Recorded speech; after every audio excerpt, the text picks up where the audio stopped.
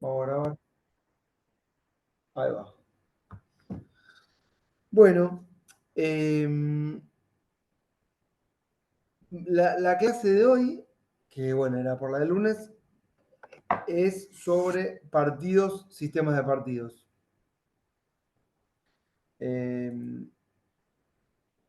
No sé cómo están con este tema. Eh,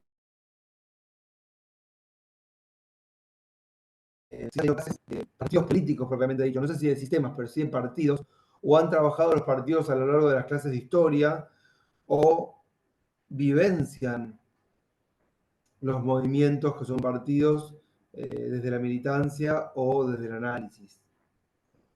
No sé.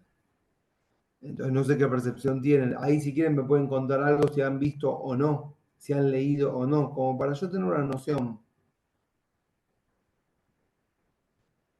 ¿Me entiendes la pregunta de partidos y de sistemas de partidos? Que no es lo mismo. ¿Han visto alguna vez algo o nada? Teóricamente hablando.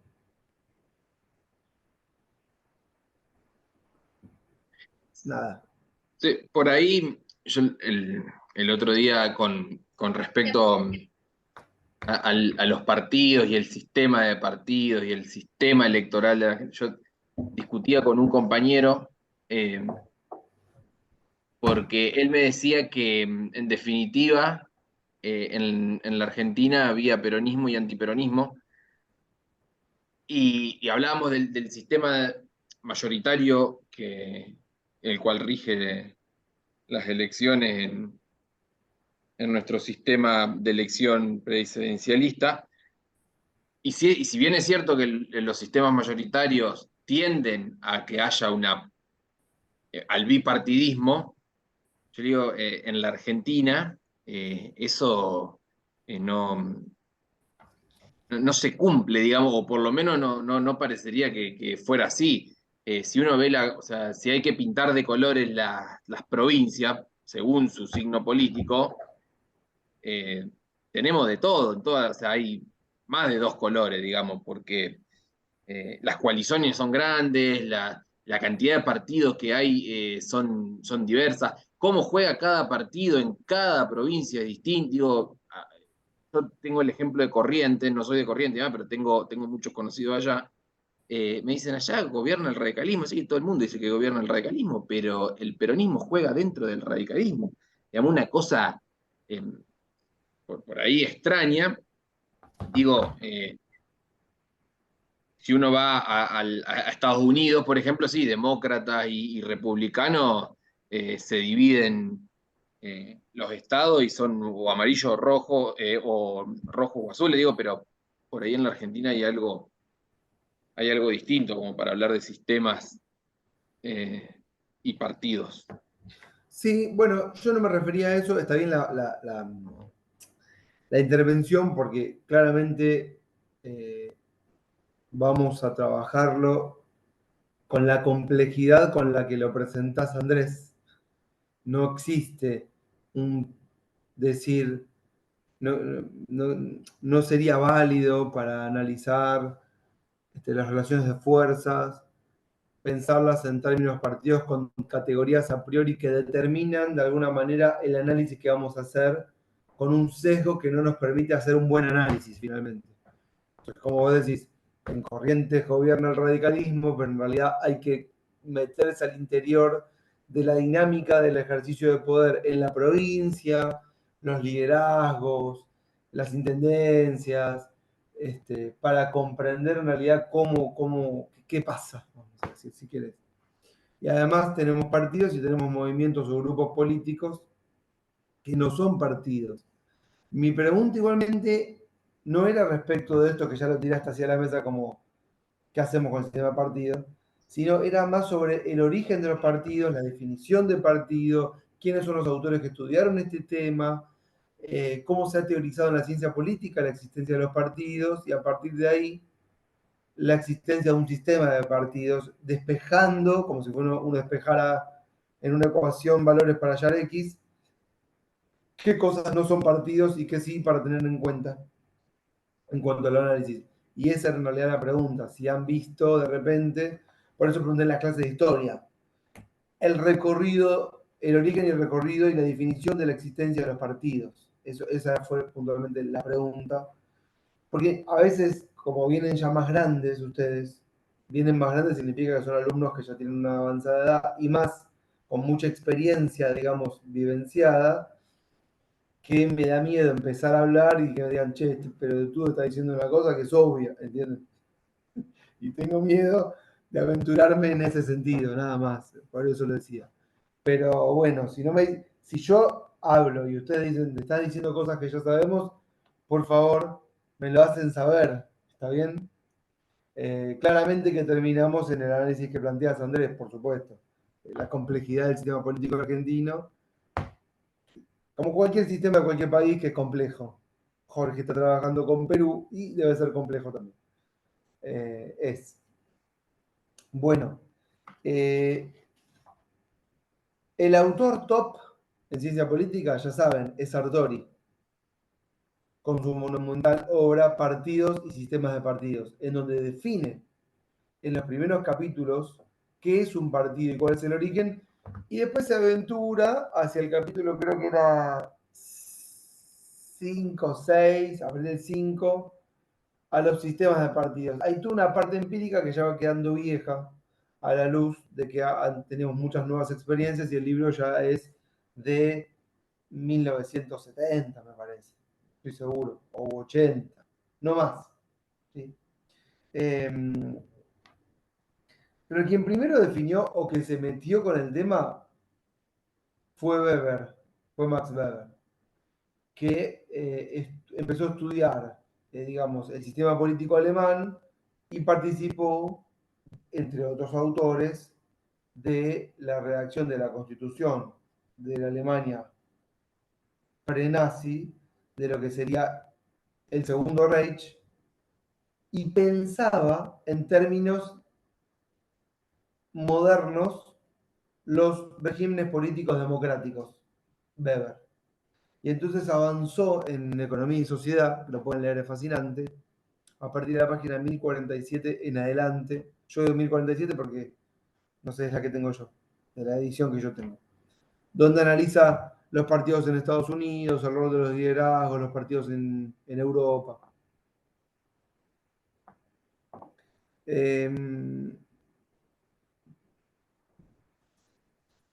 ¿Cuál es el origen? ¿Cómo nacen los partidos políticos?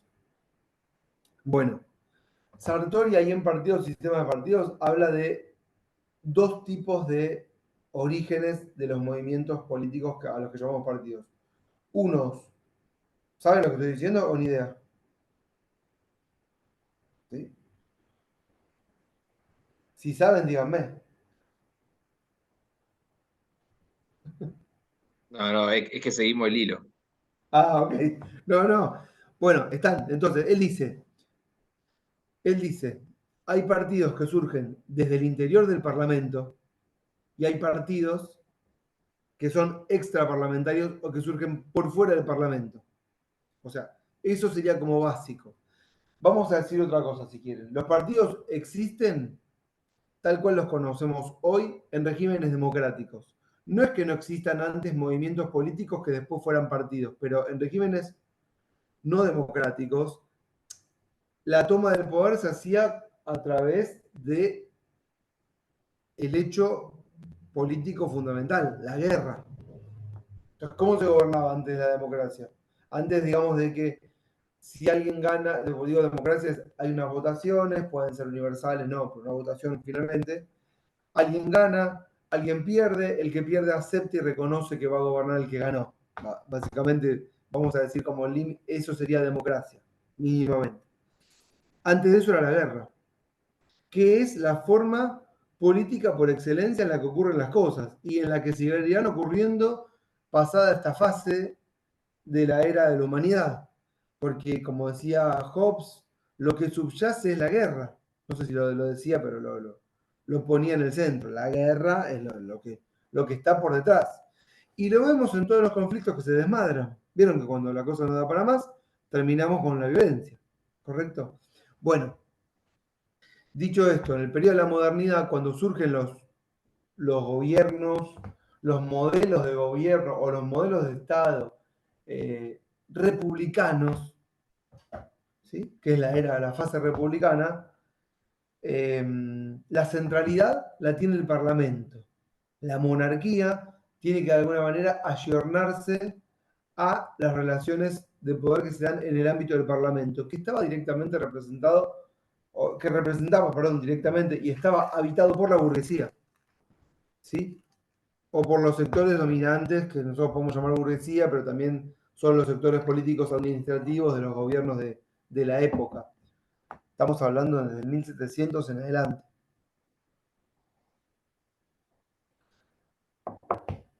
La monarquía no gobernaba con el Parlamento hasta que no le quedó otra opción en la fase republicana. Y todos los que eran movimientos religiosos,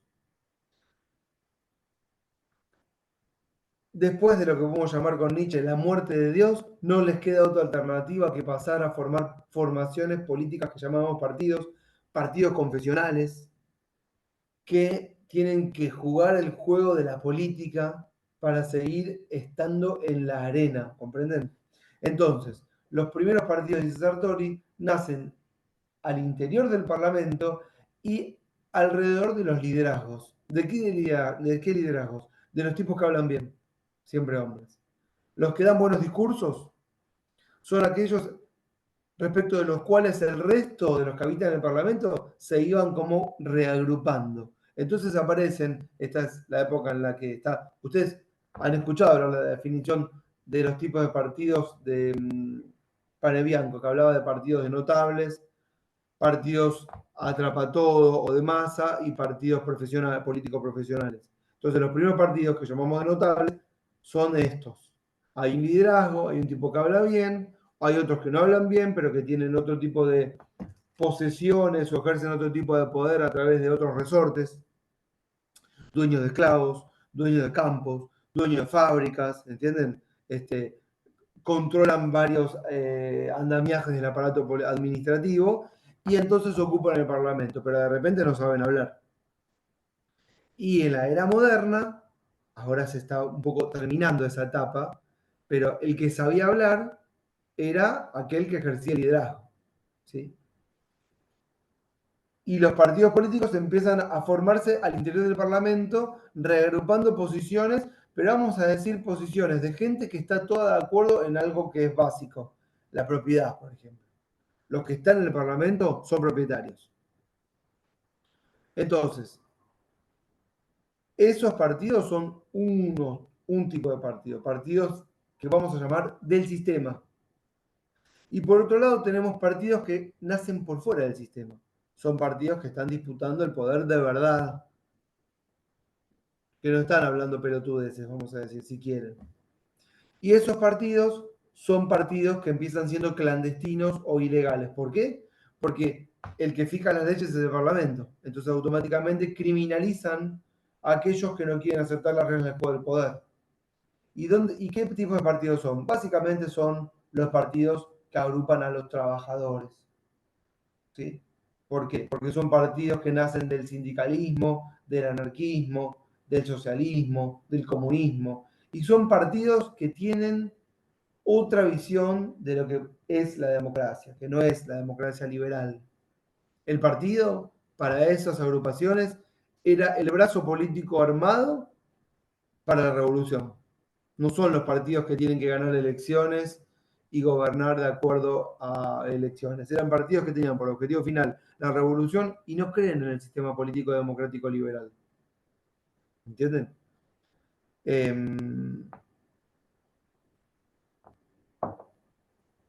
Hay un texto muy famoso de Engels, el compañero de Marx, del año 1893, que es una introducción que él hace, un prólogo que hace a un texto de Marx que se llama La lucha de clases en Francia, no sé si alguna vez lo leyeron, en donde él hace, ¿sí? Hace una especie de raconto de lo que viene pasando durante todo el siglo XIX. Y advierte que ahora la onda es, por decirlo de alguna manera, participar del Parlamento y lograr desde el Parlamento tener más voces, saber cuánta gente nos sigue, engrandecer el aparato del partido, por supuesto, dice Engels, sin olvidarnos que el fin último es la revolución. Pero este texto es considerado por muchos intelectuales de izquierda como el testamento político de Engels, en donde él dice cómo tiene que seguir la revolución. Y decía, tiene que seguir dentro del sistema en algún punto. No es que todos siguieron esta lógica, pero ¿qué estaba evidenciando este análisis? Que poco a poco la centralidad se iba llevando el Parlamento, ¿sí? Y que ya era imposible seguir diciendo que toda la superestructura, si la estructura es económica, que toda la superestructura caería si caían las relaciones de dominación económicas en el mercado, si terminábamos por derrotar a los dueños de los medios de producción en el terreno económico. Eso ya no iba a pasar. El gran autor que va dentro de la izquierda a marcar un cambio fundamental es Antonio Gramsci, ¿sí? Donde directamente dice, bueno, acá hay que elaborar en la superestructura, hay una guerra de trincheras, hay que elaborar en la escuela, hay que elaborar en el ejército, hay que elaborar en todos lados. Bueno, se va complejizando la política. Yo les diría que en la Europa occidental moderna, sistemas de partidos o partidos todos incorporados al sistema recién después de la Segunda Guerra Mundial. Es decir, hasta el final de la Segunda Guerra Mundial es todo guerra. El enfrentamiento es mediante la violencia y no aceptamos que otros gobiernen. Hay un conflicto que en términos de Carl Schmitt es el de amigo-enemigo. Para yo vivir, el otro tiene que morir. Hay lo que se llama en Schmitt con fuerza el concepto de lo político, ¿sí? Que es una oposición hacia el otro que es de enemistad. Que la seguimos viendo, por ejemplo, ahora en los fundamentalismos religiosos, ¿correcto? En donde no aceptamos la existencia del otro para uno vivir. Yo digo la Europa occidental y después en cada país esto se va dando de manera distinta. En Argentina, aparentemente, sería después de 1983, donde terminamos con la violencia política y empezamos a aceptar que el que gana conduce y el otro es oposición, ¿correcto? Porque hasta esa fecha no fue así. Digamos, si tenemos que hablar de la Argentina y de los partidos, claramente el gran cambio fundamental sería con el sufragio, ¿correcto? Porque ¿qué hace el sufragio en 1912-16? Incorpora un montón, politiza la sociedad, incorpora un montón de sectores y esto le plantea al poder un desafío, seguir gobernando en contra de las mayorías. Esto es imposible. Entonces viene una etapa de violencia, ya era violento, pero más violencia respecto de que no se corresponde el discurso liberal con el ejercicio de los derechos políticos. Entonces hay como una constante negación por los actos de lo que se dice en el Parlamento. Todos tenemos derechos, pero no todos tenemos derechos, ¿entienden? Todos pueden elegir ser elegidos, pero en realidad no todos pueden ser elegidos y ser elegidos. Entonces, desde el 16 hasta el 83, es también un poco la historia de la violencia política para la consolidación, en aras de la consolidación de un sistema político democrático. ¿Sí? ¿Siguen este correlato? Con la incorporación del voto femenino, con las persecuciones, las matanzas, los encarcelamientos, la tortura, bueno, toda la violencia política que se pueda vivir en términos de violencia política, que son las peores atrocidades que nos pueden ocurrir como seres humanos y que Profe, siguen y pasando. ¿Cómo? otra, otra visión también es la de, puede ser la de Michels, y cuando él analiza el partido, creo que el Partido Demócrata Alemán, me parece, con la ley de hierro de la oligarquía, digo, y esta organización como tiende a, a burocratizarse y en su cúpula hacerse oligárquica, digamos, o ponerlo en esos términos en los partidos políticos, con un ingreso de las masas a la política, que era lo que mencionábamos hoy más temprano. Sí, no lo quise mencionar hasta acá porque ¿qué pasa? Mitchell plantea un problema que es, digamos, empírico de difícil resolución, que él advierte no tiene resolución, que es el siguiente.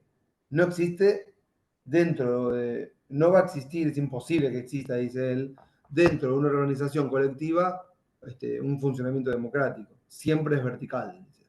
Entonces aparece, que está bien que lo menciones, porque él analiza el Partido Socialdemócrata Alemán, que tiene como 2 o 3 millones de afiliados, y dice, pero ¿cómo funciona este partido? Funciona de manera vertical, y mejor funciona, decime Andrés, No, quería decir que algo. me parece que habla de eso, de imposibilidad técnica y mecánica, creo. Yo lo leí hace 2 millones de años, pero creo que dice algo de esto. Claro, claro.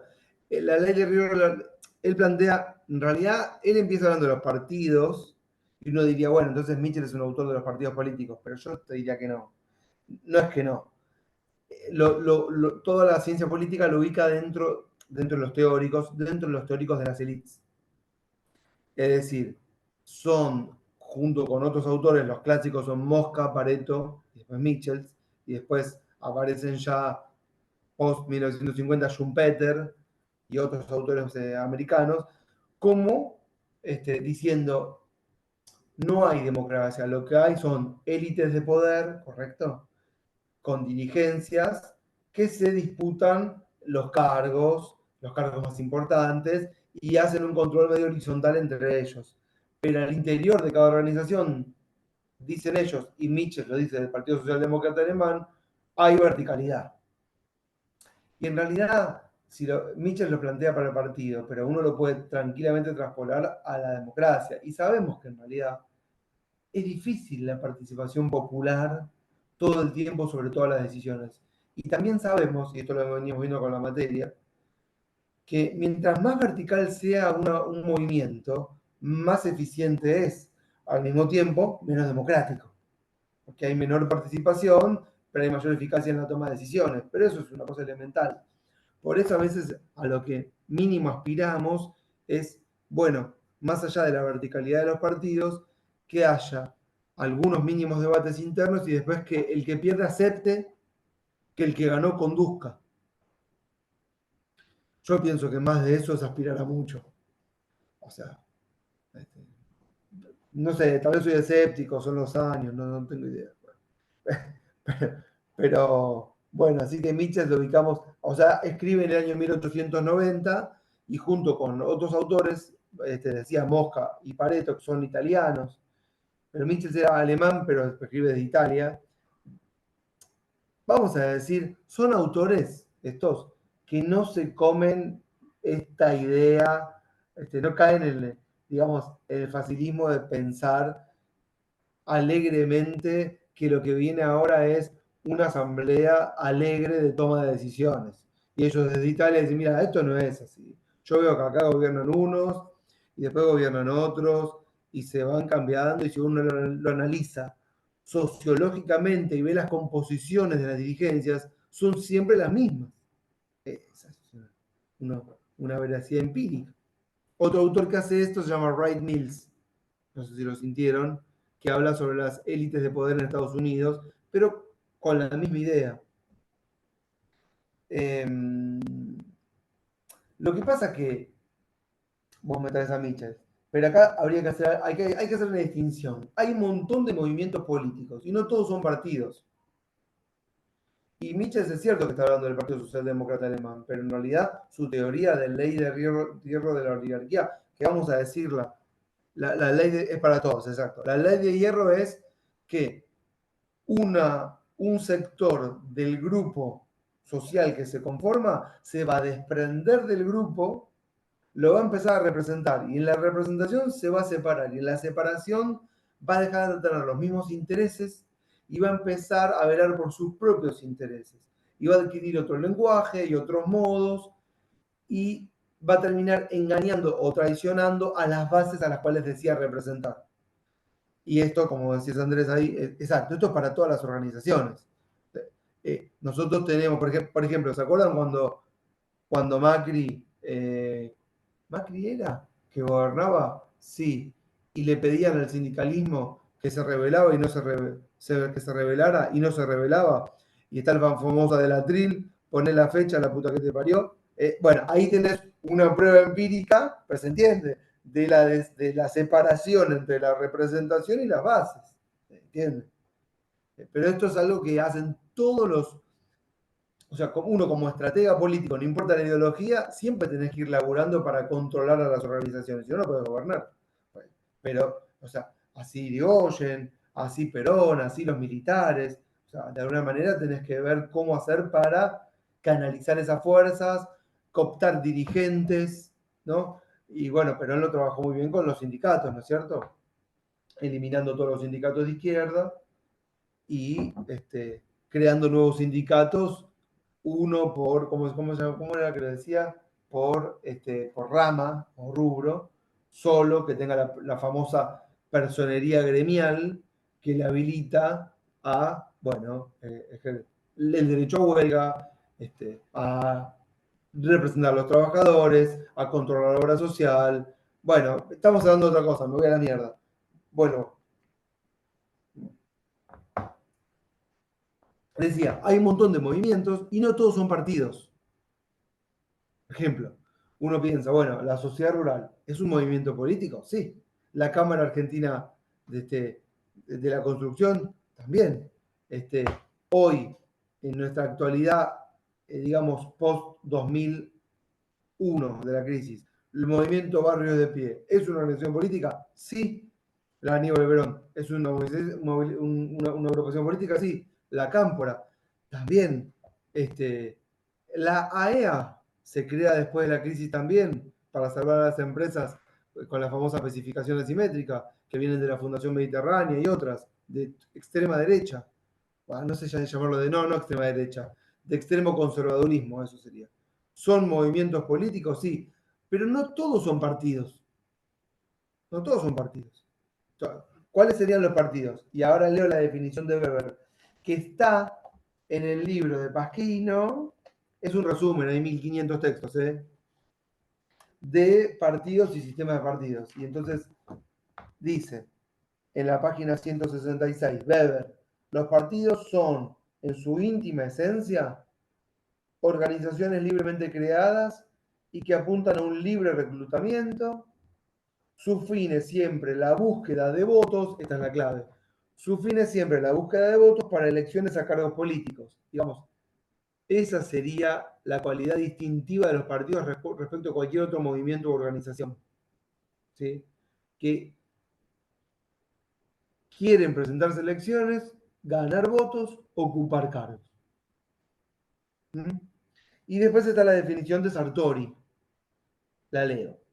Un partido es cualquier grupo político identificado por un membrete oficial que se presenta en las elecciones y es capaz de colocar a través de elecciones, él dice libres o no, porque puede serlo, candidatos a cargos públicos. O sea, son definiciones mínimas de partido, ¿sí? Porque después uno empieza a hablar de cuál es la función del.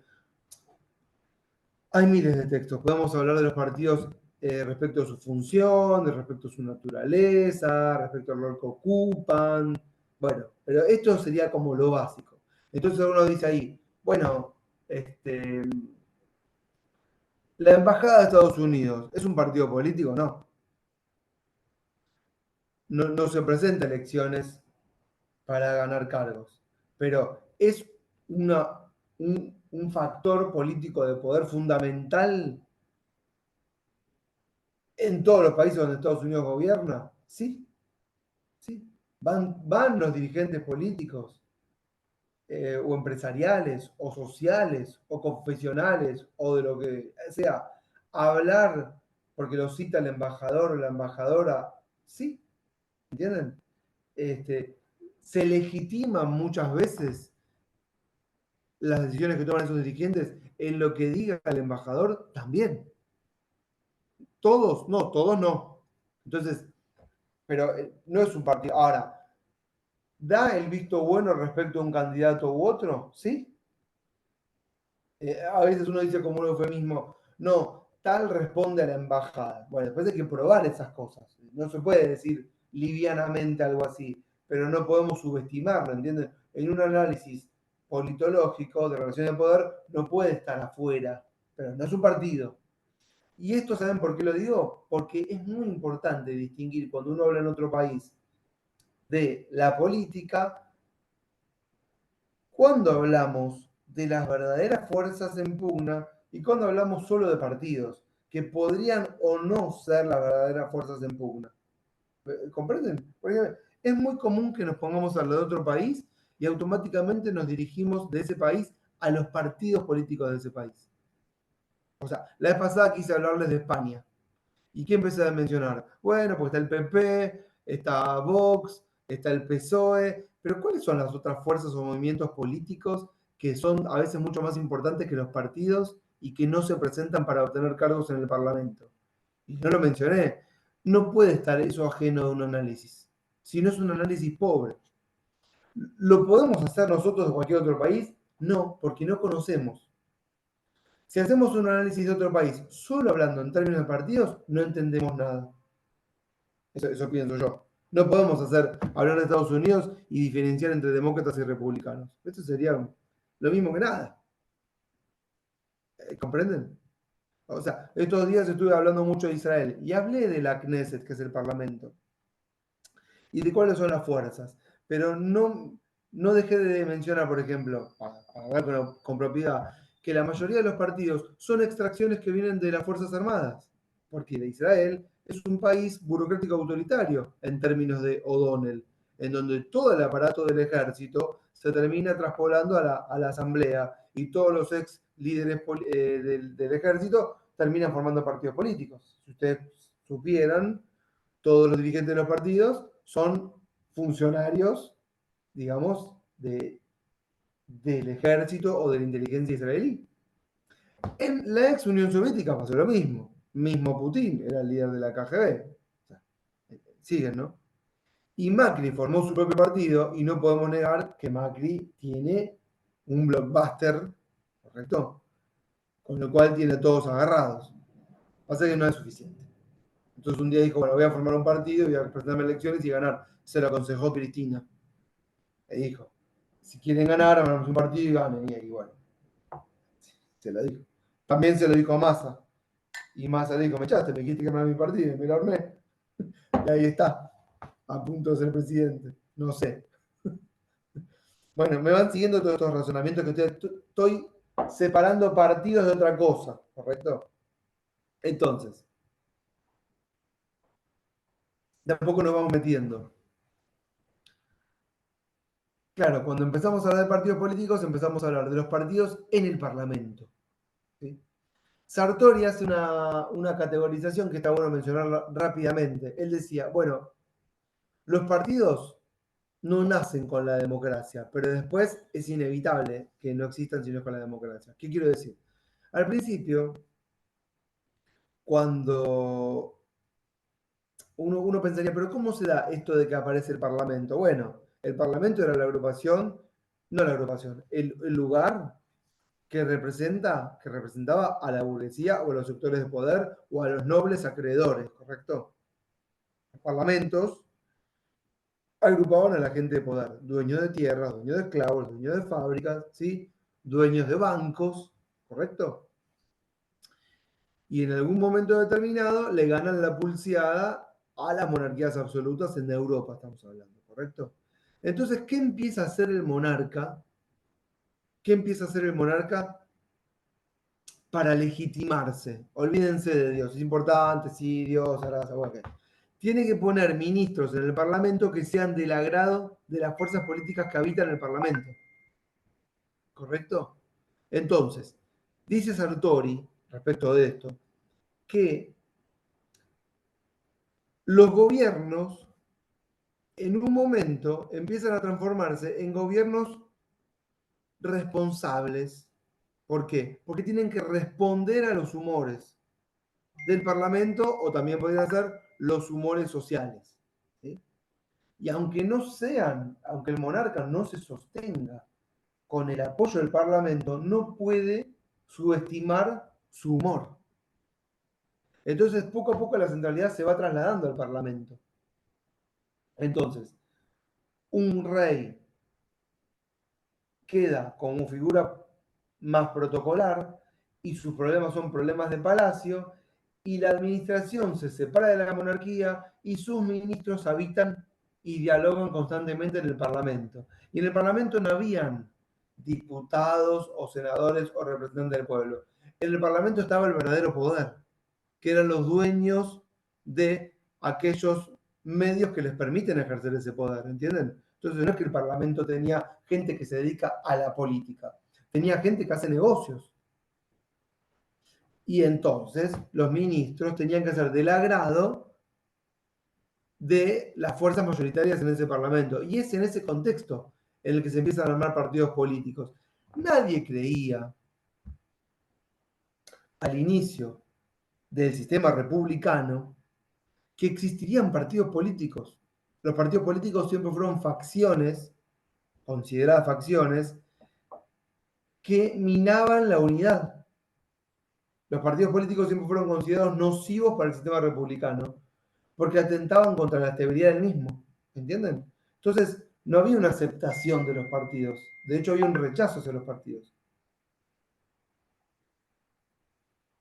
Los teóricos, hay uno que se llama Sartori cita tres. Uno que se llama Bolingbroke, un inglés. Un francés, ¿quién era? Uno conocido, no me acuerdo. No me leí la clase para hoy, perdón. Y otro que es Burke, Edmund Burke, que es un conservador muy conocido. Interesante leer. Bueno, y Sartori hace una evolución teórica respecto de el rechazo a la tolerancia, a la aceptación y al reconocimiento de que es imposible que exista un sistema republicano sin la existencia de partidos. ¿Sí? ¿Por qué? Porque al principio se consideraban facciones, después se consideraban no facciones, sino partes de un todo, y después se empezó a considerar que eran el disenso dentro de un consenso más general, que son las grandes reglas del juego. Lo dije rápido, pero esa es la evolución. Y de partidos, dice Sartori, perdón, de gobiernos responsables con el advenimiento, no, sin el advenimiento, de partidos responsables, no, ay, perdón, de gobiernos responsables, porque tienen que ser gobiernos que responden a los intereses de los humores, lentamente, como la centralidad se vuelca al Parlamento, el Parlamento, para legitimar su poder, oigan que esto es importante, el rey cómo se legitimaba, con Dios, eso terminó. Entonces, la centralidad está en el Parlamento, y el Parlamento empieza a armar fuerzas políticas, agrupaciones a su interior. Al mismo tiempo tenemos fuerzas que están por fuera del Parlamento, que le rivalizan y lo quieren destruir. Entonces el Parlamento, o los miembros del Parlamento, tienen que legitimar su poder. ¿Cómo? ¿Entienden? ¿Dónde se legitiman? Bueno, se legitiman entre aquellos a quienes tienen que gobernar. Se legitiman en la sociedad. Entonces la sociedad lentamente es convocada a politizarse, ya sea desde la izquierda, ¿sí?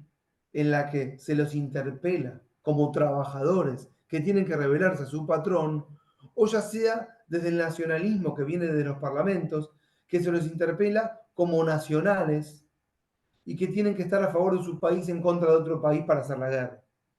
Entonces empieza a haber una politización de la sociedad y una búsqueda por parte de dirigencias de los sectores populares para sus proyectos de poder. No estoy diciendo que los están usando, no.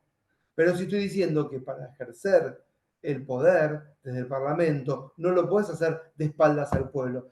Esto ocurrió muchísimas veces, pero el resultado fue nocivo. ¿Por qué? Porque terminó generando revoluciones que hacían caer todo. Un ejemplo perfecto es las revoluciones del 48, 1848, en donde parlamentos que discutían cambiar ministros, cambiar ciertas cuestiones cosméticas, terminaron sucumbiendo al no advertir lo que estaba pasando en las bases. Eso con el tiempo fue cambiando. Entonces, es por eso que empiezan a aparecer los nacionalismos, no estamos haciendo una historia de los nacionalismos o los fascismos, sino explicar que dentro de este contexto, este marco, desde los parlamentos, los liderazgos empiezan a apelar cada vez más fuertemente a los sectores populares y a referenciarse en ellos. E incluso empiezan a hacerles perder legitimidad del Parlamento en función de una relación directa entre el líder y las masas.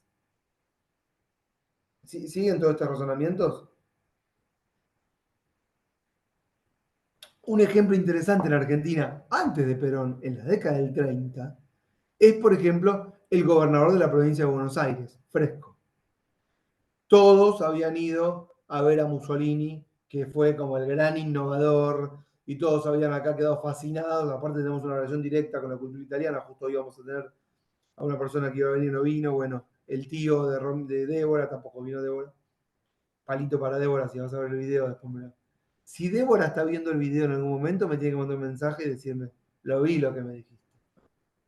Si no, voy a asumir que no vio la clase. Bueno, todos habían ido a ver a Mussolini, todos volvieron fascinados de ver a Mussolini, todos le empezaron a copiar la técnica de Mussolini, de apelar al pueblo, el popolo. Y el gobernador Fresco hizo sus marchas hacia la capital con un montón de gente que venía de la provincia, del el que llamamos conurbano, y se empieza a legitimar con esas masas, que no eran como las veían, diría ayer Llora, los pituquitos de Buenos Aires, no eran monstruos, eran gente pacífica que también tenía derecho a reclamar por sus derechos, valga la redundancia, o que eran sujetos de derechos pero carentes de ellos y que se sentían en la posibilidad, la capacidad de exigir por los mismos. No hay nunca que subestimar a alguien que va a una marcha diciendo, los traen en micros por un choripán. No es así. No se puede subestimar el reclamo. Eso, menos de alguien que hace análisis político, ¿eh? Menos. Bueno.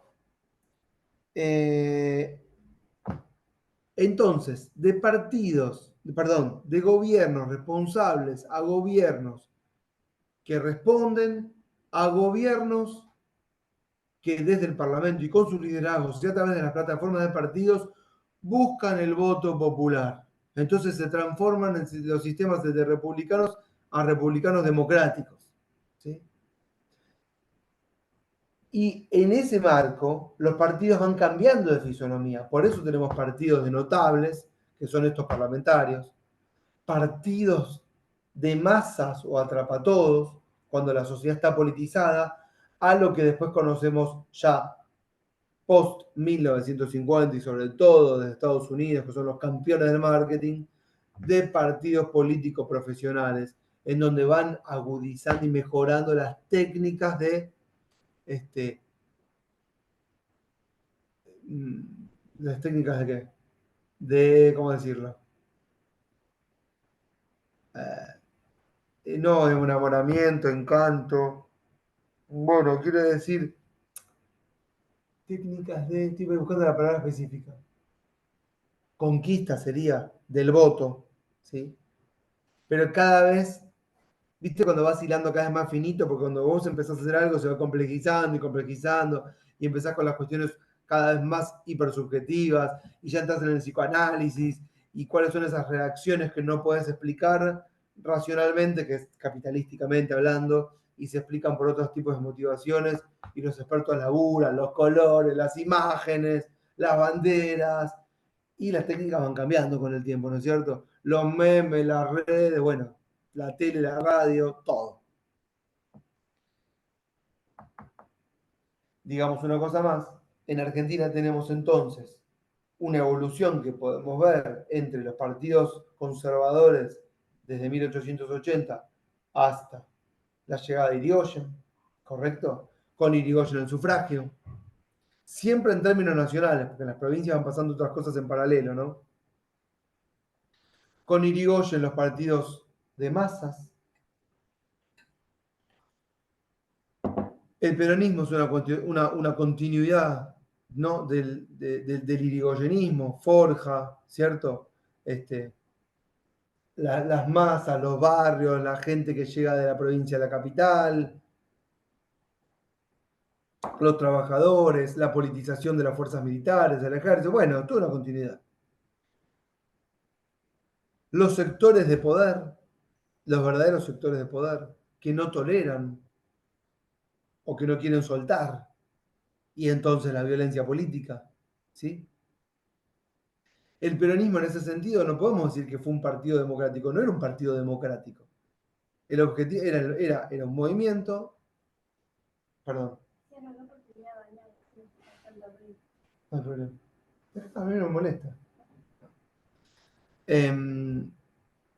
Me distraje. Bueno, decía, en un momento del libro dicen, muchos partidos se autollaman movimientos porque no quieren identificarse como partidos porque son más que un partido. Pero finalmente el peronismo y todas las fuerzas políticas, también el radicalismo, terminan siendo un partido. Y también finalmente las fuerzas de derecha que representaban a los sectores de poder, que tuvieron que alejarse de los eufemismos o las mentiras, tuvieron que finalmente formar sus partidos. No podés gobernar siempre desde corporaciones. O bueno, no sé si no podés, no sé.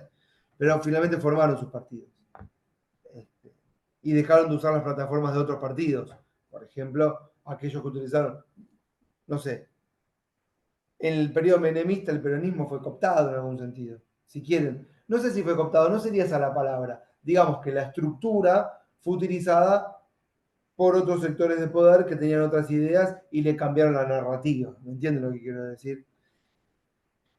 Y lo mismo pasó con todas las alianzas que hubieron en la historia de la Argentina entre dirigencias, gobiernos locales, intendencias, gobernaciones, que controlan aparatos burocráticos de políticas locales en todo el territorio y que necesitan los dirigentes esas estructuras para poder sostener, digamos, unas candidaturas más importantes a nivel provincial o a nivel nacional, ¿correcto? Entonces ahí tenemos la alianza, la segunda alianza que fue esta que acaba de estallar en 1000 pedazos esta semana,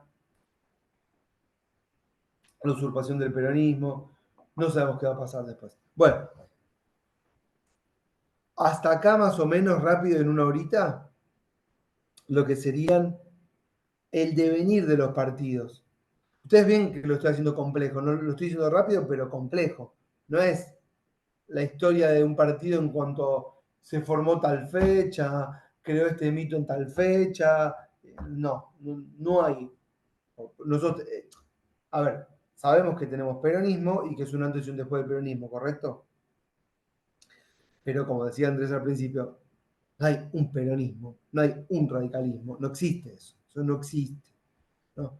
Y más siendo, no, olvídense, no siendo, más en un territorio tan grande, eso quiero decir.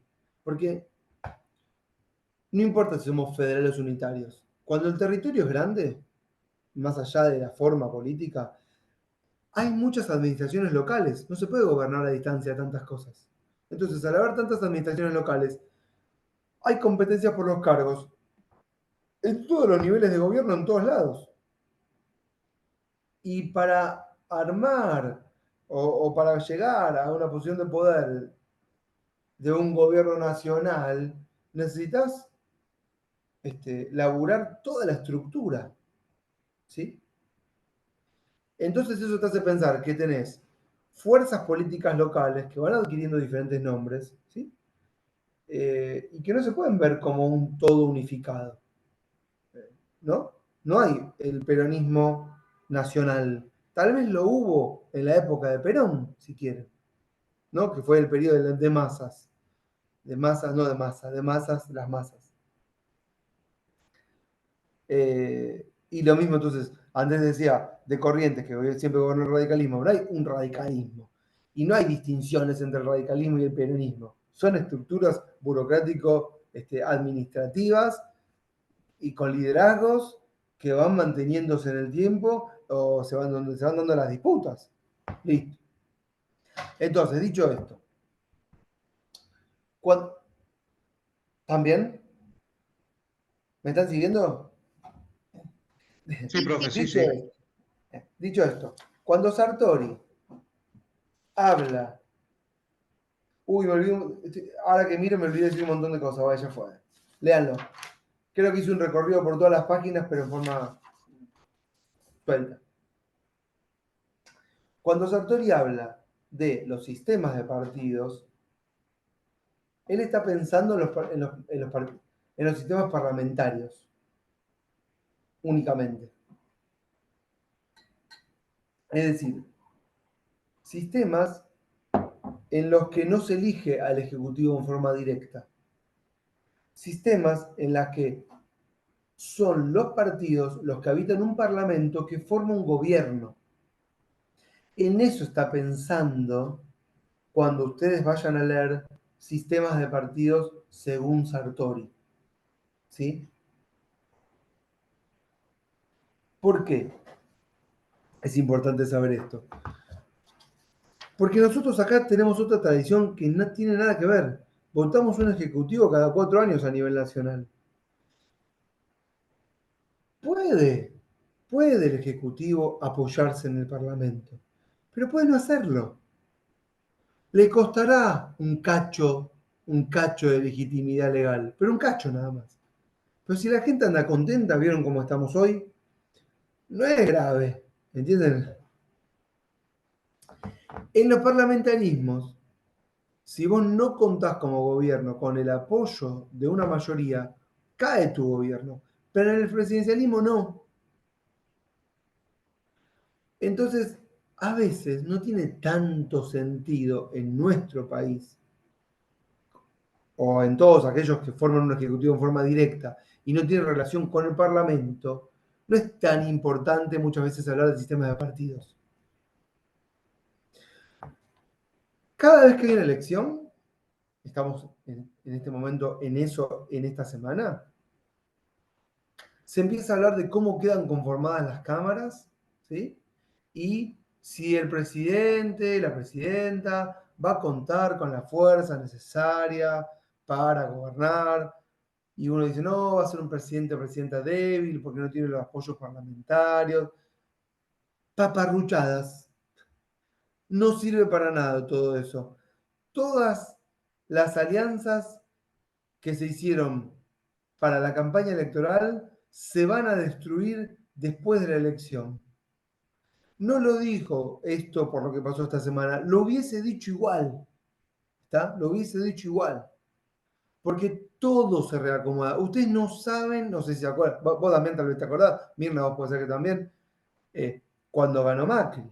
No, que subió debilitado, que patatín, patatá. En una semana, todo lo que era el Frente para la Victoria se había dividido en 15. ¿Sí? Apareció Bocio, o sea, me acuerdo que fue famoso porque hablaba de que a mí no me van a convencer con unos sanguchitos, dijo en el Parlamento, entonces empezaron a decirle a Bocio, sanguchito, Bocio. No estoy criticando.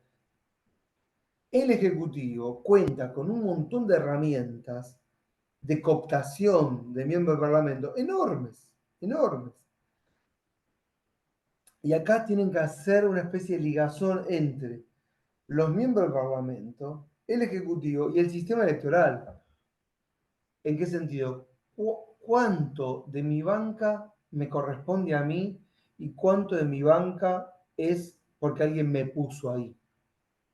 Entonces, si vos tenés independencia con tu banca y vos sentís que tu candidatura fue más una candidatura individual que un apoyo partidario, vos decís, yo rompo. No era difícil romper con mi ley en un sistema DONT en el que hay 2 o 3 diputados por provincia y que en realidad se plegaron a mi ley para la elección y no tenían ningún compromiso con mi ley post elección y solamente fue un acuerdo electoralista. ¿Entienden esto que estoy diciendo? Entonces, no es difícil para el gobierno que asuma armar una coalición. Oigan, me quiero hacer un mate. ¿Ustedes me aguantan 5 minutos? ¿Me caliento el agua? ¿Hacemos una pausa de 5 y sigo? Vale. Estoy acá, Sí, pero Francisco. Dale. 5 minutitos.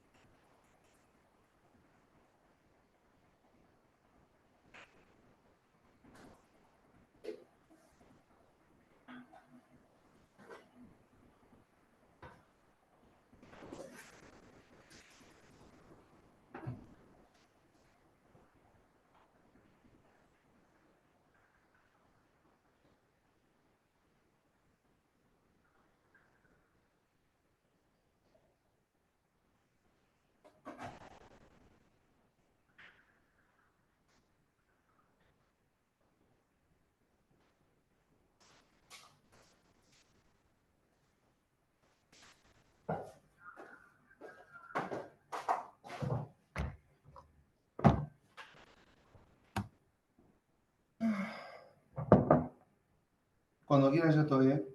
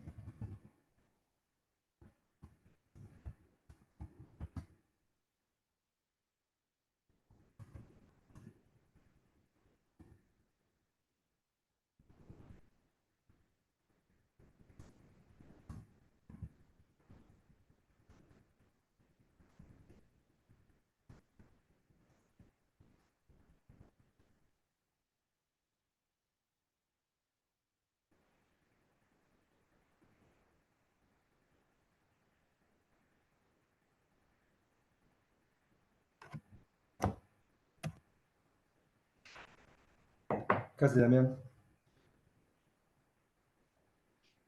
¿Cómo andas, Ezequiel? A veces tengo Disculpame, miedo de decir... Sí, decime. disculpame mi ingreso tarde, pero dije, me voy a un cafecito tranqui y me falló la tecnología.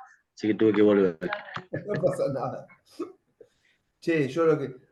Ahora que sé que sos funcionario, ¿viste? A veces yo tengo miedo de estar diciendo cosas No, no, y... al contrario, a ver, si supiera todo, no estaría acá, estoy aprendiendo, justamente.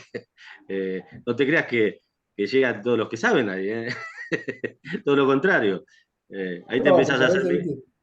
¿Me entendés? A veces empezás a digo hacer miles de cosas... preguntas. Yo te puedo Sí. hablar desde la experiencia territorial y demás, pero no, obviamente, desde lo que busco acá justamente es eso, ¿no? Es el conocimiento académico, que hace Te doy muchísima letra. falta.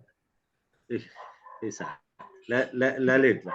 Pero después, bueno, mirá, imagínate, ayer estábamos en otra clase, que está Jonathan también, y nos hacíamos una pregunta si se podía dar un gobierno parlamentario acá en Argentina, ¿no? Estaba Hugo Salis. Eh, Decíamos, bueno, llegamos a la conclusión de volaría un ministro cada 2 segundos, o sea, que sería casi imposible llegar a ese estado de parlamentarismo. Pero bueno, es como decís vos, acá hay cosas que se le dan mucha importancia y hay cosas que no. Por ejemplo, un reclamo, viste que todos caen en esa, la de, no, lo llevan con dos colectivos, un choripán, y bueno, o el estado de bienestar que estamos viviendo ahora, totalmente ficticio. O sea, pasan a ser muy poco importantes cuando vos decís, muchachos, estamos poniéndole un poquito de crema al postre, pero no es un tema menor hoy que no tenga nafta en ningún lado, por ejemplo. Y no es un tema menor que el ministro diga, no, es porque se vendió un 15% más del mismo fin de semana que el año pasado. Esa no O la sea, entendí. eh, no sé, creo entender que quiso decir que se encontraron sin stock porque esperaban la misma venta o el mismo consumo que el mismo fin de semana, pero del año pasado, y se dio un consumo de un 15% más. No, eso no Extraordinario. existe. Y en realidad, bueno, es la falta de dólar, ¿no? O sea, están todos con el mismo problema. Yo tengo conocidos que tienen empresas distribuidoras de combustible, de YPF justamente, que están Sí, eso está atrapados bueno. esto está bueno como variable de análisis siempre dentro de todas las... Uno va poniendo variables, ¿viste? Y lo va complejizando. Y una es la restricción externa. Claro, obvio, Una obvio. variable de Una todos de las los variables. análisis. Sí, obvio, de todos y que acá siempre son inmensos, son cada vez. Claro, entonces cada vez- cuando vos venís explicando y decís, bueno, pero no te olvides de la restricción externa. Ah, sí, es un tema. Tenés razón. Y bueno, y en la espera de lo que se viene, ¿no? O sea, escuché Sí, tantas cosas, desde el miércoles acá, viste que te saturás de sobreinformación y que ayer también hablamos eso en la misma clase, ¿no? De los que escriben y desde qué lugar escriben, y vos decís, a veces sin fundamento alguno, pero haciendo esa especie de lotería de, de qué va a es pasar que y qué no va a pasar. estamos En muy realidad hoy encuesta acostumbrados. no pues. ¿Cómo? Quedamos sin hablar eso, profe, ¿eh? ¿Qué pasó en las elecciones también? No, está cierto. A veces me evado porque, no porque no quiero hablar del tema, sino porque no quiero caer, como dice Beth Damián, eh, en, en facilismos, en afirmaciones sin sustento, ¿me entiendes? Entonces yo prefiero, bueno, hablo de lo académico, ¿no? Lo teórico, que le sirva como herramienta para pensar estas cosas, pues a veces te falta data empírica, ¿viste? Tenés que estar en el... que es sociológica muchas veces, esa información. De estadística, de humores, de subjetividades. Y bueno, ojo, igual vengo leyendo un montón de cosas, ¿eh? Bueno, no, estaba diciendo que, porque hice un corte abrupto y me metí directamente con sistemas de partidos y pasé la parte de partidos. Y dije, bueno, por qué empecé a decir por cómo lo piensa Sartori? Porque en las lecturas que tenemos para hacer, en general, se piensa a los sistemas de partidos sin considerar si la forma en que armamos un gobierno es de manera directa al Ejecutivo o a través del Parlamento. Y cambia todo respecto de cómo pensar al sistema de partidos por esta variable. Si se forma un gobierno a través de un parlamento, bueno, el sistema de partidos importa mucho más que si se forma gobierno de manera directa con el voto popular. ¿Entienden? Sí, bueno, ¿cuánta atención le tengo que prestar a una composición parlamentaria en un sistema presidencialista? No tanta, no tanta como un sistema parlamentario. ¿Por qué? Porque en un sistema parlamentario, si no se le presta atención al sistema de partidos, hay un factor clave que no estamos considerando. Cae el gobierno. Si el sistema de partidos es un sistema fragmentado, segmentado, multipolar, no, es un caso extremo, digamos, de los de Sartori, bueno, estamos constantemente en el riesgo de que ese gobierno no se sostenga. Si el sistema electoral es un sistema que le da muchas opciones al elector, es muy probable que esos sistemas no se mantengan. ¿Por qué? Porque queda una asamblea, ¿sí?, configurada de una manera en la que no hay verticalidad. ¿Entienden? Por ejemplo, en Inglaterra, ¿por qué funciona bien? Digo, por ejemplo, porque decir, por ejemplo, si es circunscripción uninominal de mayoría simple, que es el caso de Inglaterra, se crea una mayoría ficticia que te permite una verticalidad que hace que un gobierno se sostenga. Eso no es democrático, pero eso te asegura estabilidad de un gobierno. Después no sé qué va a hacer el gobierno, ¿entienden? En los sistemas presidencialistas no depende el Ejecutivo del Parlamento. Así que cuando dicen que el presidente de Brasil, que es mucho más extremo que el nuestro, va a tener problemas para gobernar porque tiene una asamblea totalmente atomizada. Bueno, mirá, mientras no mientras sea capaz, yo siempre digo en Brasil, mientras sea capaz el presidente de no juntar a la oposición en su contra, es suficiente. Las tiene que mantener a todos desmembrados. ¿Entienden? ¿Para qué? Para que no le hagan juicio político. Y en Brasil está la experiencia de Collor de Mello, está la experiencia de Dilma, ¿sí? Pero mientras el presidente, o sea, presidenta, sea capaz de no generar una mayoría opositora cohesionada, aglutinada, le es suficiente para gobernar.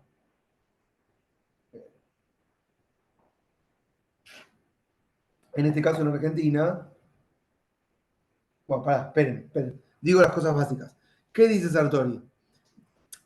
El problema que se le planteaba a los autores anteriores a Sartori era, hablando del sistema de partidos, ¿qué partidos considerar como importantes? ¿Esto lo conocen? Sí, también dice sí. Te dejo explicarlo. Sí, lo conozco, no quiere decir que lo pueda explicar, para eso estás vos que sos el que sabe, en serio. No, bueno, ¿qué partidos son los importantes? Es decir, los primeros autores que empezaron a hablar del sistema de partidos decían, bueno, a ver, todos los partidos que están en el Parlamento los contamos. Porque uno dijo, bueno, todos los partidos que existen, bueno, pero hay 1000 partidos, no son todos importantes. Bueno, todos los partidos que están en el Parlamento. Bueno, de repente hay un montón de partidos en el Parlamento, pero hay muchos que tienen un miembro, ¿sí? Entonces no tienen mucha importancia. Hubo otros autores que dijeron, bueno, entonces no hablemos de la cantidad de partidos, hablemos de los clivajes. Y este es un autor que no mencioné, que son Roccan con doble K, son dos, Roccan y Lipset, son dos autores que hablan de los clivajes. ¿Qué dicen estos autores? Los partidos se forman a partir de las grandes rupturas que se dan en la sociedad. Entonces, esas rupturas generan partidos antagónicos. Partidos confesionales contra partidos laicos, partidos del campo contra los partidos de la ciudad, porque hay una enemistad ahí, partidos de los trabajadores, por supuesto, versus los del capital, digamos, los medios de producción. Bueno, hay muchos clivajes. Entonces, algunos autores decían, bueno, ¿por qué no analizamos el sistema de partidos en función de los clivajes o en función del arco ideológico? Pero eso no te da la pauta de cuántos partidos hay importantes y cómo pensarlos, ¿sí? Porque uno podría decir, no, este es un parlamento que tiene 3 clivajes, 4 clivajes, 5 clivajes, no sé. Y eso existe. Brasil, por ejemplo, tiene 3. El Perdóname. campo, sí, perdón. Lo vimos, ahora recuerdo, lo vimos en teoría 1, en sistemas 1. Bueno. Por eso algo recordaba. Bueno, Sartori aparece para hacer la combinación. Es decir, él dice, bueno, a ver, tracemos un arco ideológico que no es el mismo, ¿sí?, en todos los países y ubiquemos a los partidos en ese arco ideológico. Y dice, ¿y qué partidos? ¿Todos los partidos? No, dice él, solo los partidos que importan. Y ahí Sartori va a decir esto, que esto, chicos, lo que viene ahora, chicos, chicas, porque está Mirna, esto es una regla fundamental que tienen que saber para siempre. Porque esto los hace pensar, esto es básico. Vamos a darle a la derecha acá a Sartori. ¿Cuáles son los que importan? 2 tipos de partidos, dice Sartori. Esto es para los parlamentaristas, pero no sirve igual. Para los que tienen capacidad de formar gobierno o los que tienen posibilidad de chantaje. Esos son los 2 tipos de partidos que importan, ¿sí? Los que no tienen posibilidad de chantajear o los que no tienen posibilidad de ser gobierno no son partidos que tengamos que considerar para hablar de un sistema de partidos. ¿Correcto? Entonces. La ley de hierro, esto, profe. No, la ley de hierro. No, te digo en importancia, digamos, en importancia. No te entendí. Decímelo de vuelta, Jorge. O sea, digamos, Sartori dice que los 2 partidos que importan es el que pueda formar gobierno y el que tiene capacidad de chantaje, digamos. ¿Aplica siempre esto igual, digamos, en el sentido de la ley de hierro. Sí. ¿Se entendió? No. Ok. Sí, como que es una ley igual que la ley de hierro, sí. Esta es la ley de hierro de Sartori. Sí, sí, sí. Sí, aplica, aplica. Para mí sí. Es más, mucho más que la de Michels. Porque vos tenés, por ejemplo, yo no sé si tenés, yo hay dirigentes en los que creo. Esto es personal, no quiero decir quién, si no, yo soy el docente acá. Y usted les puede pasar lo mismo. Y si hay dirigentes en los que creen, no les pasó lo de la ley de hierro, sienten que siguen representando sus bases, a eso me refiero. Después se sentí traicionado y ahí se cumplió la regla. Bueno, no, entonces es así. Sartori dice, bueno, si un partido no puede formar gobierno, no, ¿cuándo lo consideraría? Bueno, si es capaz de alterar la formación del gobierno. ¿Sí? La vez pasada les hablé de España y ahí se entiende perfectamente. Hay un partido, ¿correcto? Que es el Partido Catalán Independentista, que tiene sus 7 diputados y que tal vez en una asamblea de 500, 7 no son nada. Pero en este caso son la llave para formar gobierno. ¿Entienden? Entonces, un solo partido con 7 diputados empezó a pedir todo. Quiero 4 ministerios, dame amnistía para todos, que vuelva el líder. Claro, y es más, eso abrió la puerta a los demás que forman la coalición, pues es una coalición muy grande de izquierdas, que empezaron a decir, este con 7 pide 4 ministerios, nosotros tenemos 30, dame todo el resto de los ministerios. Entonces, claro, ahí fue cuando Pedro Sánchez le dijo a los independentistas, si piden tanto, no armamos gobierno y se corta. Porque hay una tensión, ¿entiendes? Ya está, ¿cuánto me vas a pedir? Bueno, los partidos con posibilidad de chantaje, a veces puede ser un partido que tenga un solo diputado o senador, porque es la llave. Y a veces un partido que tiene 30, no importa si otro con una mayoría de 45, 50, ya arma gobierno solo, ¿entienden? O con la ayuda de otro chiquitito. Por ejemplo, esto le pasaba siempre al Partido Socialdemócrata Alemán. La derecha contaba con los liberales, los socialdemócratas eran 30 y no tenían posibilidad ni de hacer gobierno, ni de chantajear, ni un ministerio podían reclamar. Y tal vez tenían 30% de la asamblea, pero el otro se llevaba todo. Y el otro país, con un solo diputado, te arma un despelote. Italia se caracterizó siempre, y ahí es lo que lo que hablabas ayer con Hugo, siempre miramos Italia como el ejemplo perfecto de lo que seríamos. Tienen coaliciones muy grandes, que se llaman oversight, sobredimensionadas, donde participa gente que no debería participar. Después, cuando nadie quiere quedar pegado con el gobierno, todos se empiezan a ir. Y tienen mucha inestabilidad y un promedio de gobierno de cada 9 meses. Pero lo que dice Pasquino, esto es importante, siempre se los digo, lo vuelvo a decir, ¿cómo se sostiene un gobierno? Lo dije antes, lo digo ahora. Se sostiene por los cargos. No es joda cuando dicen juntos por los cargos o si quieren unión por los cargos. Se sostienen por los cargos. Porque todos saben que si se convoca elecciones, todos esos cargos se pierden y se ponen en juego. Y eso es una realidad. Y eso vos lo decías ahí, Jorge, cuando decías van priorizando su propia supervivencia que la organización. Y eso es así. Todos en el mundo individualista, muchas veces, no todos, pero muchos, ponderan su propio bienestar. Y es difícil pelear contra eso, contra una ideología mucho más global, ¿entienden? Hagámoslo Sí, profe, en el sí, público y en el privado de la misma manera, digamos. por supuesto. Cuando alguien te. Comportamiento. Sí, sí, sí, sí, sí. Yo cuando alguien me dice, no, porque lo público, lo privado, mira, cuando hay una organización muy grande, el comportamiento es el mismo. No, eso no cambia. Eso no cambia. Bueno, por eso, Andrés, cuando arrancaste, y yo coincido totalmente con el razonamiento, no podemos hacer análisis con etiquetamientos. Hay que ir como un poco más de prejuiciado, porque si no, no cierra nada. ¿Viste? Cuando a nosotros nos hablan en la calle amigos, colegas, que nos dicen, no, porque tal es peronista y se vendió, tal es radical y tal cosa, uno no sabe por dónde empezar, pero lo primero que le sale por dentro, aunque no se lo dices, no entendés nada. No funciona así el ejercicio de poder. No es así. Si vos vas a pensar con esas etiquetas, no vas a entender nada de lo que está pasando. ¿Qué es una realidad? Bueno.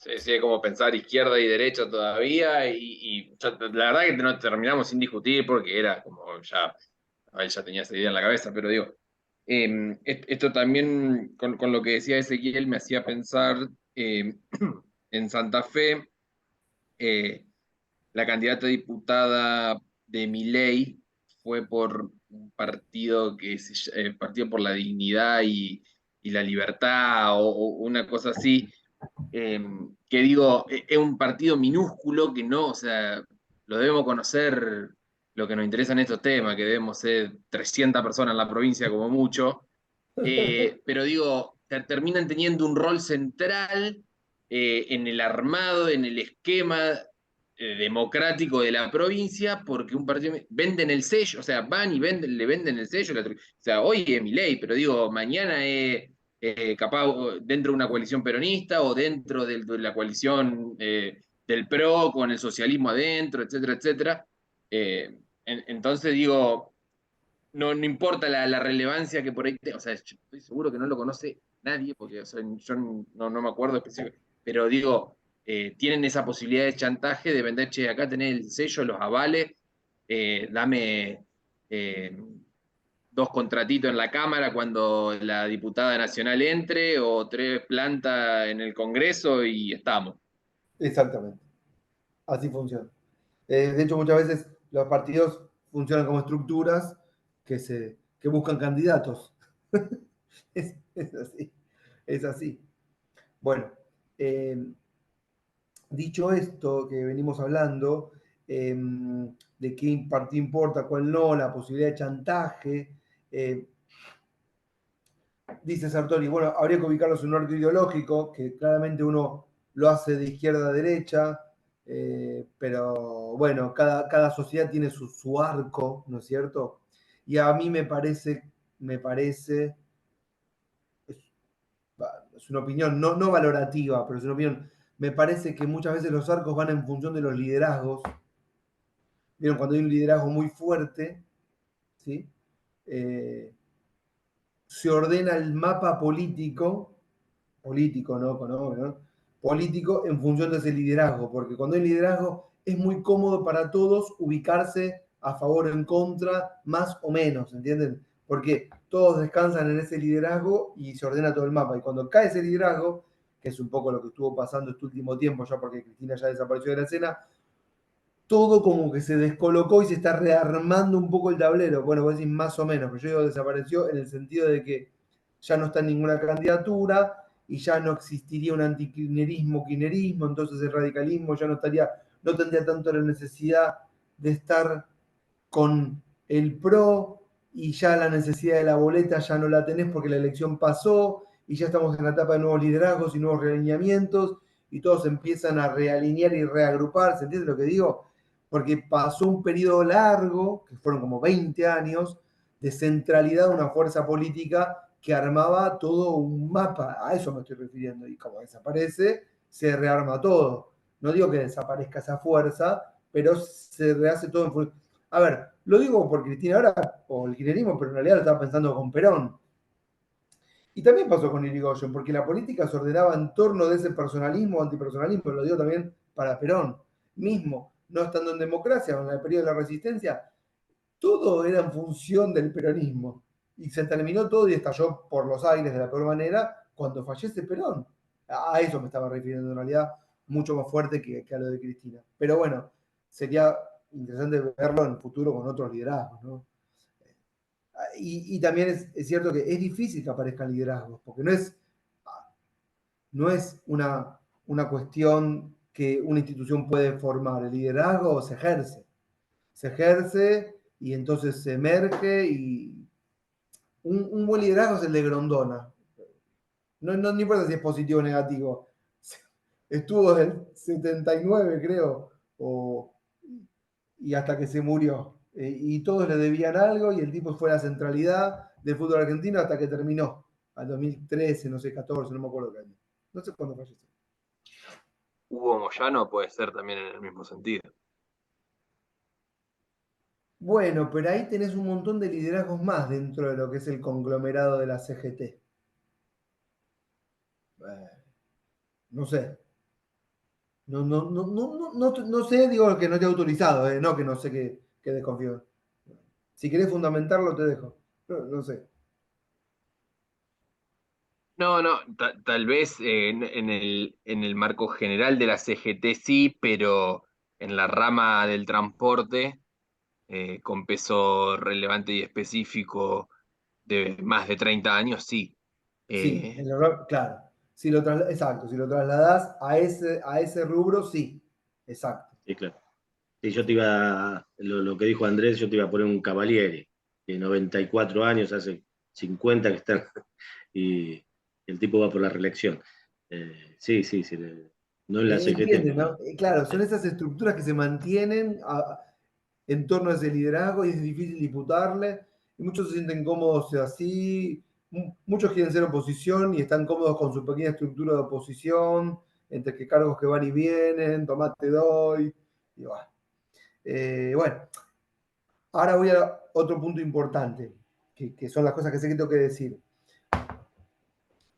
¿Tenemos nosotros todo esto de arco ideológico?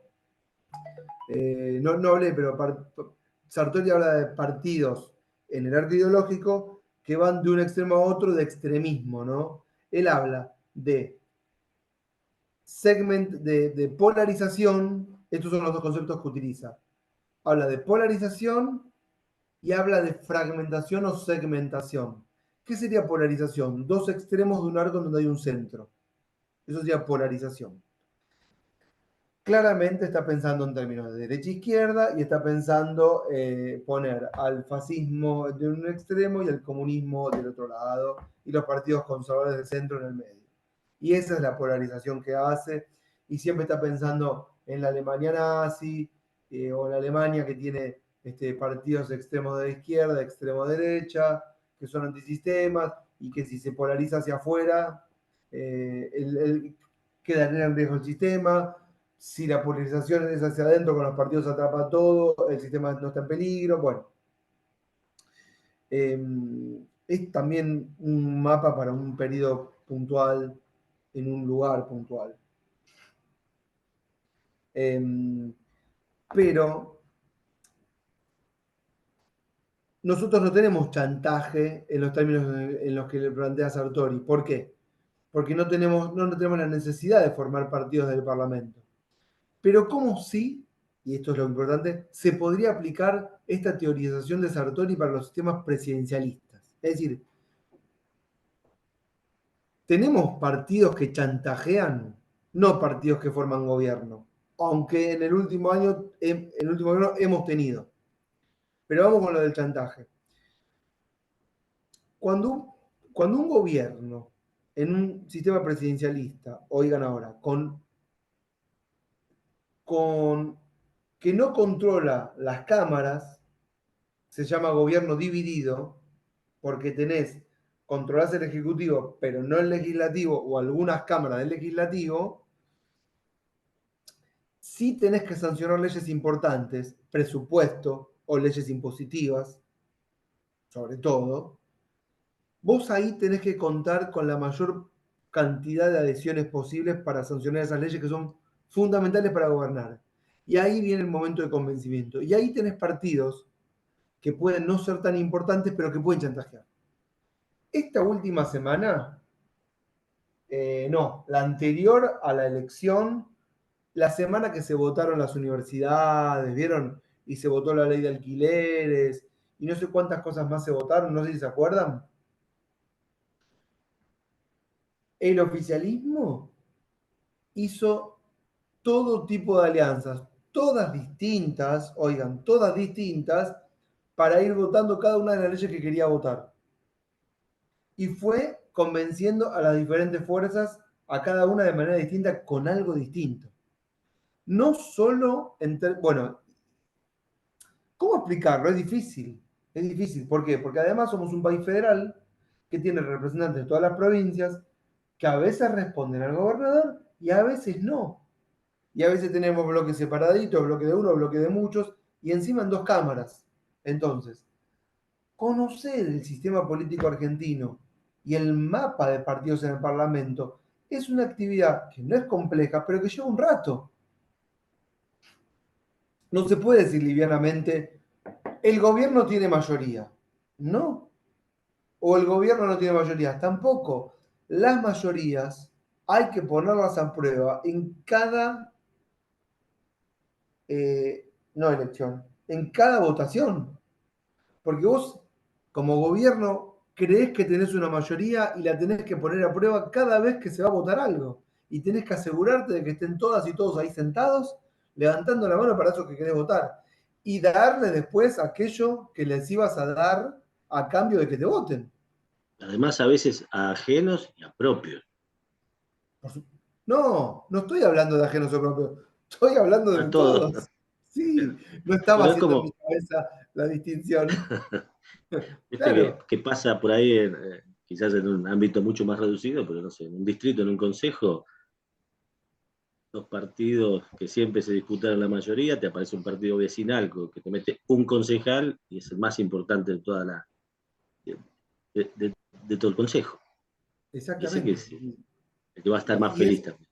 exacto. Y eso es chantaje, ¿ves? Y cómo en un trabajo, vos decís, bueno, hasta que yo lo veo, vos podés decir, yo esto lo veo en mi distrito, pero en un trabajo académico, ¿cómo se prueba? Bueno, diciendo, mira, votamos esta y estas leyes en este periodo. Para todas tuvimos que darle esto, esto, esto y esto. Entonces, ese es el trabajo. Ese es el trabajo. ¿Se entiende? Es algo difícil de explicar.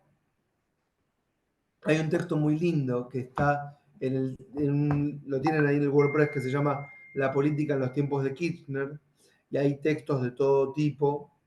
Es hasta el 2011, pero es muy bueno como modelo para análisis futuros, en donde uno de los textos, que yo ya se los di, creo, habla de la cantidad de leyes importantes que se votaron y con qué fuerzas contó el oficialismo para votar cada una de las leyes. Entonces había, por ejemplo, una ley de reforma de las ART. El peronismo kirchnerista había votado con la derecha, por llamarlo de alguna manera. Después votaron una ley de beneficio no sé qué corno para trabajadores. Votó con la izquierda. Y entonces y había algunos bloques que siempre fueron opositores de un lado, otros del otro, y otros que iban cambiando en función de las leyes que se iban votando. Esta semana, miren, este gobierno en teoría no tenía mayorías. Casi que no se legisló. Este gobierno, me refiero al de Alberto Fernández.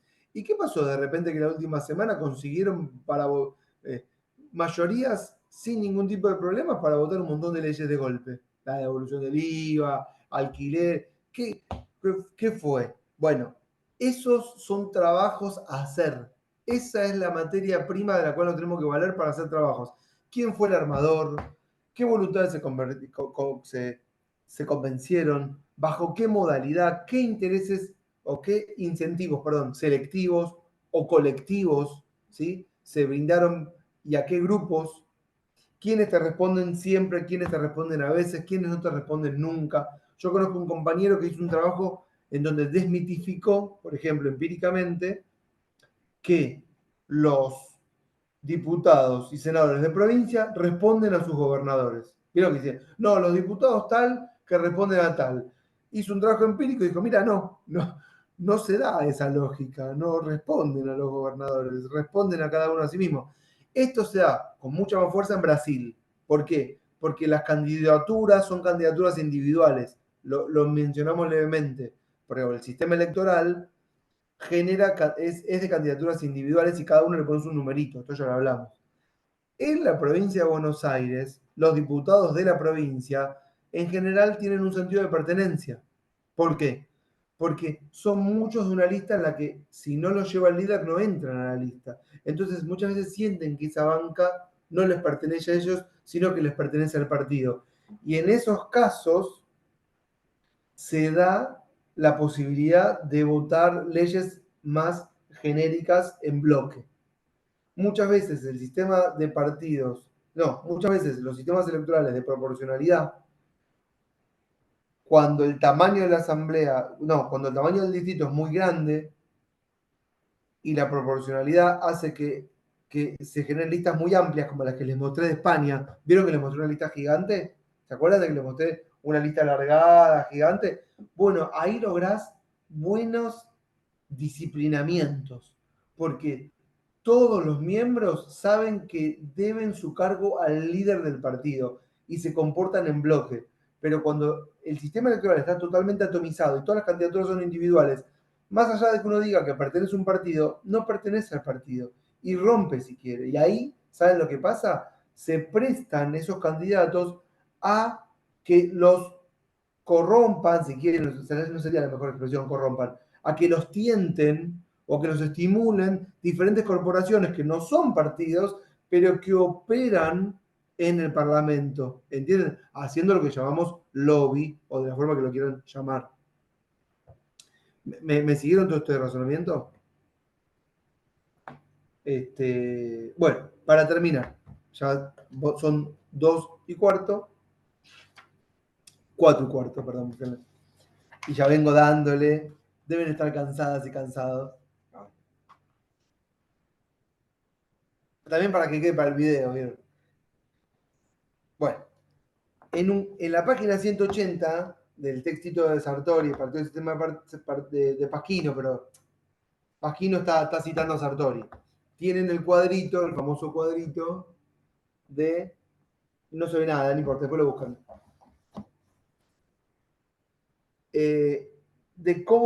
De qué tipos de sistemas de partidos existen según el número y cómo es la dinámica de funcionamiento. Y él ahí dice, tenemos sistemas de un partido, lo digo rápido, sistemas hegemónicos, ¿sí? Sistemas de partido predominante, bipartidistas, estoy leyendo, multipartidistas limitados, multipartidistas extremos y atomizados. Los separo en dos. En el libro de Sartori incluso así aparece.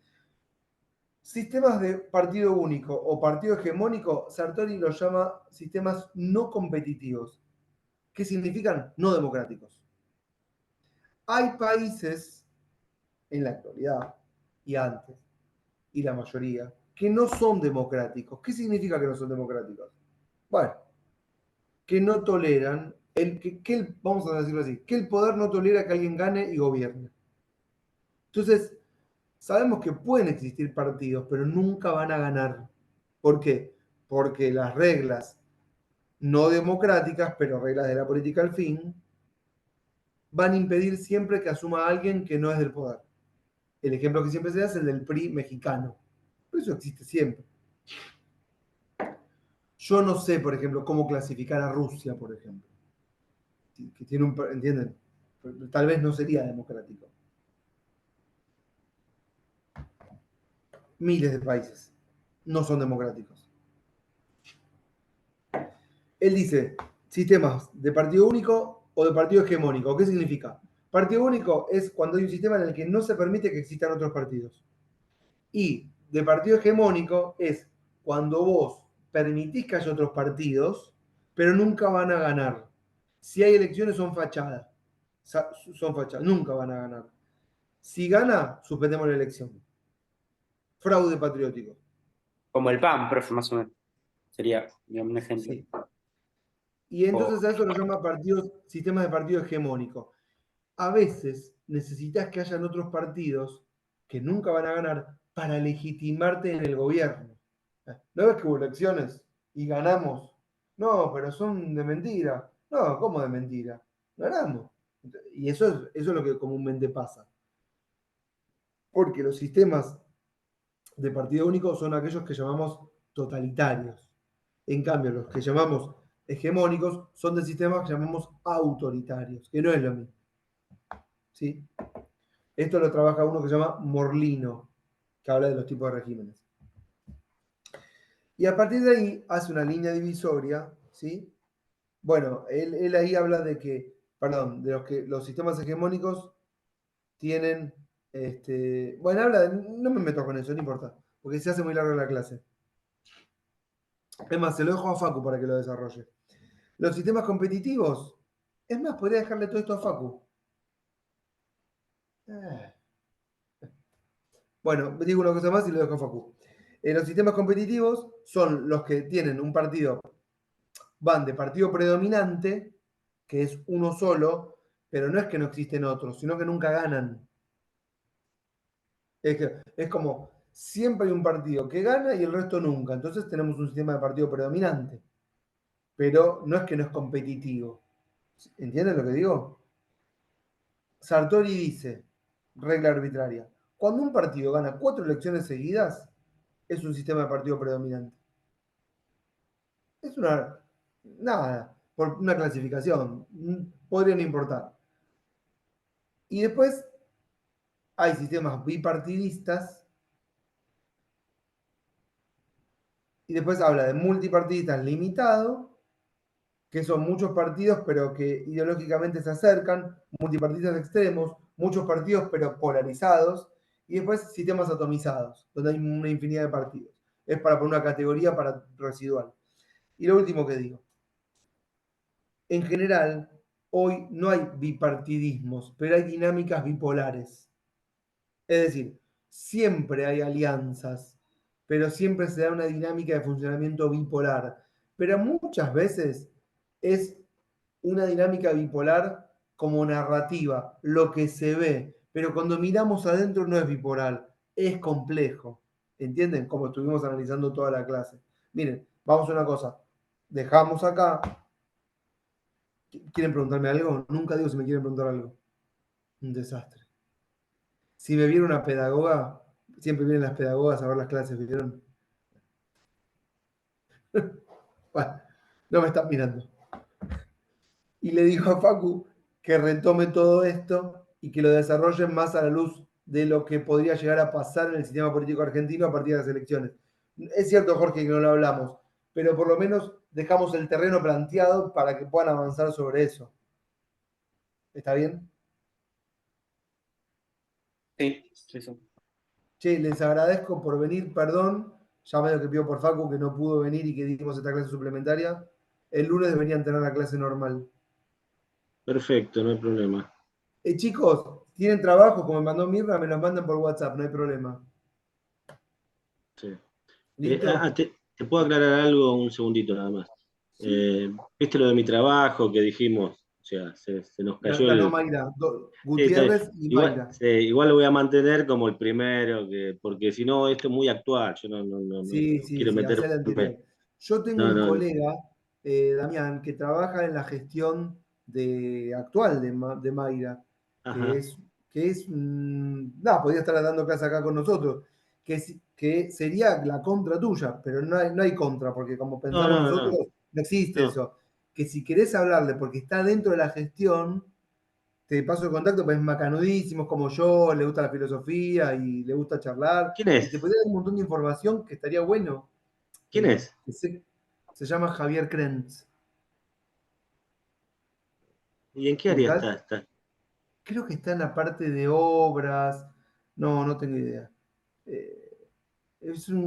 Tienen. No sé, le tengo que preguntar. Pero Yo tengo mucho diálogo con todo el oficialismo, con toda la no, me oposición, con todo. imagino. No tengo ningún drama No, te con. paso el contacto porque además y de esta materia sabe mucho de filosofía y sabe mucho de sistemas políticos. Y conoce a todos los Buenísimo. autores, conoce todos los temas, le encanta. Y te podría dar mucha Perfecto. información porque él ve el funcionamiento por dentro. Claro, está claro, tal cual.